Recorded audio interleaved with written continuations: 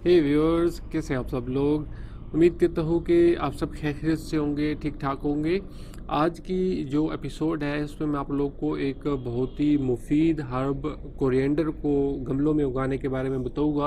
और कोरिएंडर यानी धनिया बहुत ही इस्तेमाल होने वाली चीज़ है घर में, और इसको अगर घर में उगा लिया जाए तो बहुत सी आसानी हो जाती है और काफ़ी सारी जो हमारी डेली रूटीन की चीज़ें होती हैं उनमें हम इसको इस्तेमाल कर सकते हैं।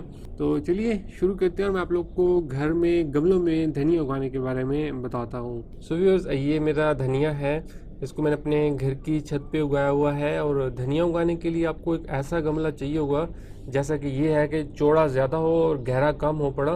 तो ऐसा गमला, ये गोल गमले जो है ये आपको होपफुली बाज़ार से आसानी के साथ मिट्टी वाली दुकानों से मिल जाएंगे। और इसमें आप लोगों ने वो वाला लेना है कि जिसके नीचे जो है वो सुराख हो। तो इसके नीचे ये सुराख है, तो देखिए इस तरीके से इसमें छोटे छोटे ये सुराख होते हैं ताकि जो पानी की ड्रेनिंग है वो इसमें अच्छी होती रहे। और धनिया के जो बीज हैं इनको लगाने का तरीका ये होता है कि आप लोगों ने कुछ बीज अपने हाथ में लेने हैं और उनको थोड़ा सा मसल देना है। जब आप हाथ से मसलेंगे बीजों को तो इनके जो है वो दो दो टुकड़े हो जाएंगे। तो आप लोगों ने कुछ बीज ऐसे कर लेने हैं कि उनके दो दो टुकड़े कर लेने हैं, और कुछ जो है वो सिंपल गोल जो पूरा बीज होता है वो लगा देने हैं, इसके अंदर मिक्स करके लगा देने हैं। जो इसका एक गोल बीज होता है उसको थोड़ा सा अगर मसला जाए तो दो टुकड़े हो जाते हैं और उनमें से फिर अलग-अलग जो इसके प्लांट्स उगते हैं और वो थोड़ा सा ज़्यादा जल्दी उगाते हैं। कोरिएंडर के जो बीज हैं ये उगने में थोड़ा सा टाइम लेते हैं, ये 10-12 दिन ले लेंगे उगते उगते। परेशान नहीं होना, ये 10-12 दिन में उगते हैं। और एक चीज़ का आप लोगों को ख्याल रखना है कि अगर आप इनको गर्म दिनों में उगा रहे हैं, जैसे कि इनको आप लोग अगर अगस्त में उगा रहे हैं या सितंबर में उगा रहे हैं, तो इनकी जो सीड है वो लगा के आपने इसको बिल्कुल धूप में नहीं रखना, बल्कि ऐसी जगह पे रखना है कि जहाँ पे इसको दोपहर की जो सख्त धूप होती है उससे इसको शेड मिलता रहे। थोड़ा सा छाँव वाली जगह पे रखना है। और फिर जब मौसम खुशगवार होना शुरू हो जाए और धूप की शिदत में कमी आ जाए, जैसे कि अभी अक्टूबर का महीना शुरू हो गया है, तो अब इसको मैंने भी फुल सनलाइट में रखा हुआ है। तो आप भी फिर उसको जो है वो फुल सनलाइट में रख सकते हैं। वैसे ये जो धनिया है ये सर्दियों में बहुत अच्छा उगता है। इसको अगर आप लोग सितंबर में लगाना शुरू करें तो ये आपको बहुत लंबे अरसे तक अच्छी आउटपुट देता रहेगा। बहुत ज़्यादा सख्त गर्मियों में ये इतना अच्छा ग्रो नहीं करता। और एक दफ़ा जब इसके सीड्स स्प्राउट हो जाते हैं और पौधे उगना शुरू हो जाते हैं तो फिर ये काफ़ी तेज़ी से ग्रो करता है। और उसके बाद आप कोशिश करें कि इसको किसी रोशनी वाली जगह पे रखें ताकि ये ज़्यादा तेज़ी से ग्रो करे। फिर अगर आप छाँव में इसको रखेंगे तो ये काफ़ी स्लो ग्रो करेगा। अभी मेरा जो है ये फुल सनलाइट में पड़ा है तो अभी ये काफ़ी अच्छा और काफ़ी स्पीड के साथ ग्रो कर रहा है। सो व्यूअर्स, अच्छी बात धनिया की ये है कि आप लोग इसके पत्ते जब एक दफ़ा काट के इस्तेमाल करेंगे तो ये दोबारा उगाएगा और इस तरीके से ये बार बार उगता रहेगा और बहुत लंबे अरसे तक पूरी सर्दियों में ही ये आप इसको इस्तेमाल कर सकते हैं।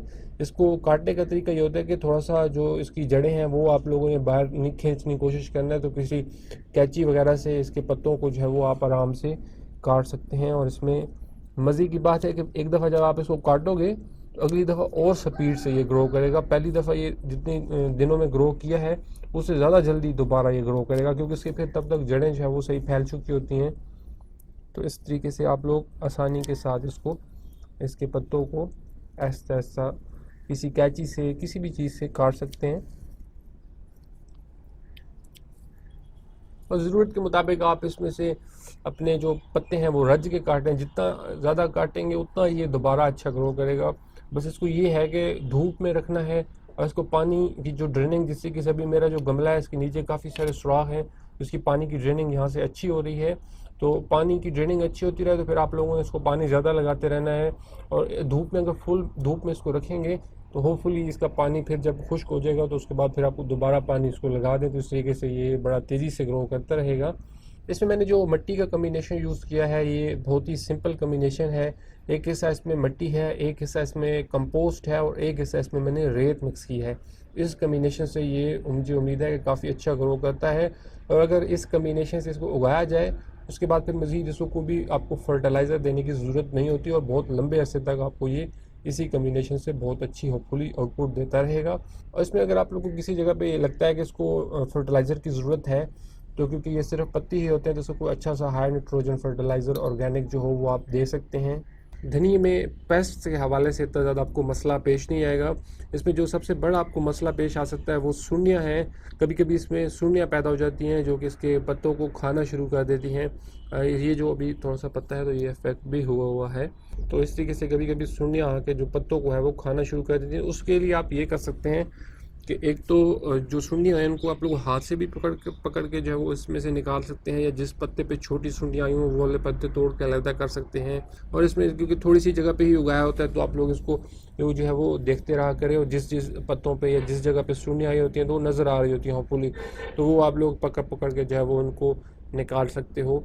और इसमें अगर आपकी बहुत ज़्यादा सुंडियाँ आ गई हैं तो इसमें एक बीटी स्प्रे भी मिलता है, वो भी अगर आप लोग करना चाहें तो कर सकते हैं। वो एक ऑर्गेनिक स्प्रे होता है, या फिर आप लोग अपना जो घर में गार्लिक और चिलीज़ वगैरह का स्प्रे बनाया जाता है वो भी इस पर कुछ ना कुछ दिनों के बाद करते रहा करें।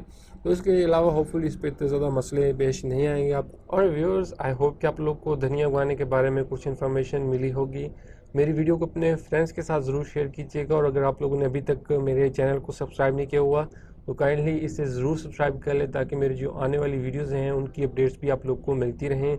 अपना ख्याल रखिएगा। सो फिर बात होती है अगली वीडियो में, तब तक के लिए बाय बाय।